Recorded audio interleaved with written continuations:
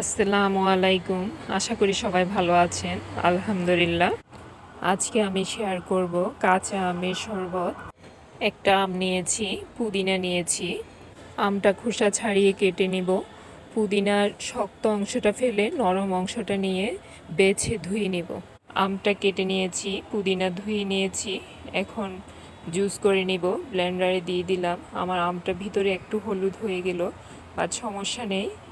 দিয়ে দিচ্ছি পুদিনা। প্রথমে আম আর পুদিনা দুটো ব্লেন্ড করে নেব। এ পর্যায়ে অ্যাড করব একটি মরিচ, ঝালটা যেমন পছন্দ করেন। আমি 2 গ্লাস ড্রিঙ্কস করব, একটা মরিচ দিয়েছি, অতটা ঝাল খাই না আমি। 1 চামচ ভাজা জিরে গুঁড়ো অ্যাড করলাম।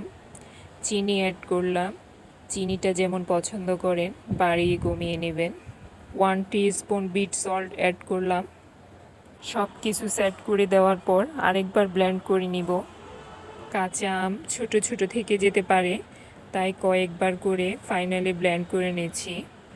এখন অ্যাড করব ফ্রিজে রাখা ঠান্ডা পানি, 1 গ্লাস দিয়েছি। ড্রিঙ্কসটা যতটুকু ঘন করবেন অতটুকু এই পানি দিবেন। আমি 2 গ্লাস করব, বাট 1 গ্লাস পানি অ্যাড করেছি। আমার গ্লাসটাতে হাফ লিটার পানি ধরে 2 গ্লাস ড্রিঙ্কস হয়ে যাবে। গ্লাসে কিছু বরফ নিয়ে নিলাম, জুসটা ঢেলে নেব। এখন 1 পিস লেবু, ইভেন পুদিনা দিয়ে গ্লাসটা সাজিয়ে নেব।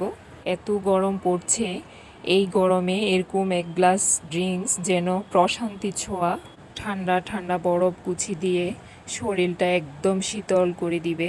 দেখতে যেমন লোভনীয় হয়েছে, খেতেও তেমন টেস্ট হয়েছে। আউটস্ট্যান্ডিং। রেসিপিটা বাসায় করে দেখবেন, কেমন হয় কমেন্ট করে জানাবেন। ভিডিওটি এতক্ষণ দেখার জন্য you are most welcome. Speak to you soon next video. Please subscribe, like and share my channel. Have a nice day. আল্লাহ হাফেজ।